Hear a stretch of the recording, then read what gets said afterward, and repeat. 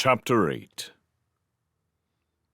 Asmodeus's eyes glared through the narrow hole in front of him. There were two creatures standing together in the big cavern, a shrew and a mouse. He hissed in anger. The mouse was holding his sword, his own beautiful sword. The adder bunched his sinewy coils and shot through the skin-hung opening. He bared his evil poisoned fangs. No mouse was going to steal the sword of the serpent. Matthias seized his frightened gorilla shrew by his paw, pulling him along at a swift run. Asmodeus must know we're here by now. Come on, Log-a-Log. Let's get out of this place. Quick! They hurried down the nearest opening, immediately spinning around and racing back. Asmodeus was in the passage, sliding towards them. They paused momentarily in the big cavern. With the shrew on one paw and the sword in the other, Matthias looked wildly about.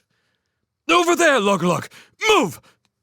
Skirting the edges of the shimmering pool, the two friends dashed into a smallish tunnel at the other side.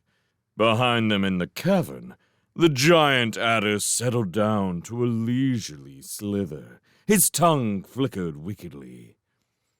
Asmodeus! No hurry now. They are not going anywhere. With a cry of dismay, the fleeing pair saw the blank wall ahead. They had run into a cul-de-sac. Log-a-Log had stopped. His teeth were beginning to chatter. There's no way out. We're trapped. Matthias continued running to the dead end. He felt the surface of the wall and ran his paws up and down it. We must do something, he panted. There must be some way to escape the snake. Get hold of yourself, shrew! Think! Asmodeus poked his head into the entrance. His sibilant voice called into them. Stay where you are, little ones. I will come to you. Asmodeus! Log-a-Log had gone rigid with fright. He stood petrified. Matthias had begun digging furiously at the wall with his sword point. He gouged and thrusted, muttering to himself. At least we've got nothing to lose but a sword in our lives. There might be something on the other side. The sword struck a tree root. He dug around it, probing busily until the soft, half-formed sandstone gave beneath the blade. Frantically, Matthias redoubled his efforts. Log-a-Log gave a strangled sob. In the dim distance of the tunnel, Asmodeus could be seen advancing slowly but surely towards them. Matthias felt the sword of Martin break through the stone. He looked back over his shoulder. The giant adder was slithering closer with each passing second. He hacked wildly to widen the opening he had made. Sticking the sword in the ground, he grabbed Log-a-Log and shook him soundly. Here, shrew! You are smaller than I am. Climb through, then see if you can tug me backwards by my feet. Come on! Move yourself if you want to live! Log-a-Log came out of his trance. Leaping quickly into the hole, he scratched the damp, sandy grit left and right. Ducking beneath the tree root, he scrambled awkwardly through into a tiny cell-like space on the other side. Asmodeus was close to Matthias now. Wielding the sword, the young mouse backed off. He felt the hole behind him and scrambled into it sideways, still facing his enemy. Taking care not to let the sword point drop, he shouted to his companion. Log-a-Log, can you see my feet? Grab hold of them! Pull me through! Matthias hung uncomfortably. He tightened his paws on the sword handle and moved it from side to side with the sway of the big viper's head. Suddenly, he felt the shrew pulling on his feet. Wriggling his body, Matthias started to move backwards. Asmodeus bared his fangs. He moved forward at the struggling mouse. Matthias swung the blade at the snake's open mouth. It hissed and recoiled. As Matthias contorted himself to negotiate the tree root, he poked the point of the blade at his enemy's head. Stay back, evil one, or I'll kill you! He shouted. Asmodeus gave a low, soothing hiss. Come to me, little mouse. Let me wrap myself around you. I will give you the kiss of eternal sleep. With a triumphant shout, the young mouse disappeared completely into the hole. He fell on top of Log-a-Log at the other side. Forcefully, the snake launched his great body at the opening, crumbling earth and rock as he pushed his coils through the aperture. "He's coming!" Log-a-Log screamed in terror. Matthias shoved his friend behind him. Planting his feet wide apart, he hefted the great sword in both paws. "Stay out of the way, shrew. There's no more retreating. All ends here."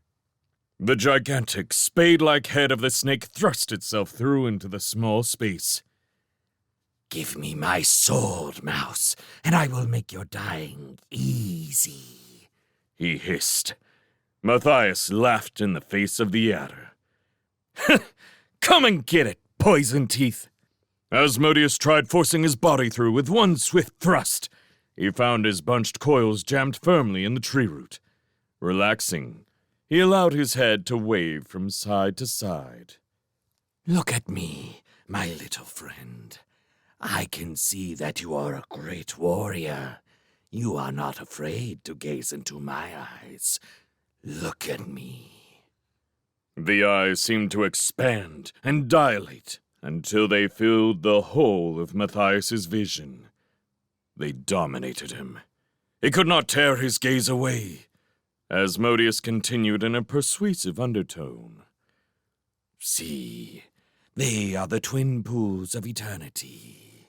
Sink into them, and you will find darkness and rest."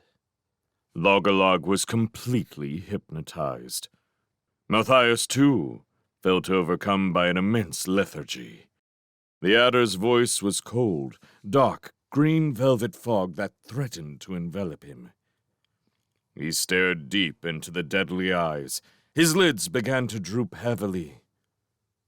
Martin the warrior strode boldly up through the dark mist. "I am that is. Matthias, why do you sleep? There is a warrior's work to be done here. Pick up your sword, Matthias. The evil one shall not have it. Strike out for me now, my brave young champion." Asmodeus was working his body free, pushing forward. Matthias's eyes were shut. His lips moved with one word. "Strike." Suddenly, the spell of the snake was broken. The young mouse's eyes snapped open, clear and bright. He swung the ancient sword high and struck at the giant adder. He struck for Redwall. He struck against evil. He struck for Martin.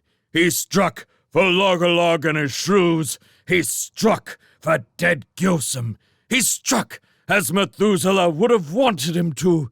He struck against Clooney the Scourge and tyranny. He struck out against Captain Snow's ridicule. He struck for the world of light and freedom. He struck until his paws ached and the sword fell from them. When Log-a-Log awoke from out of the trance, he saw his friend, Matthias the warrior. He stood, shaking. His chest heaved with exertion. His paws hung limp at his sides. The great sword lay against the warrior's blood-flecked habit, its long, deadly blade crimsoned in victory. And the head of Asmodeus Poison Teeth, the giant adder, lay severed upon the ground, its eyes dulled in death, never again to hypnotize another living creature.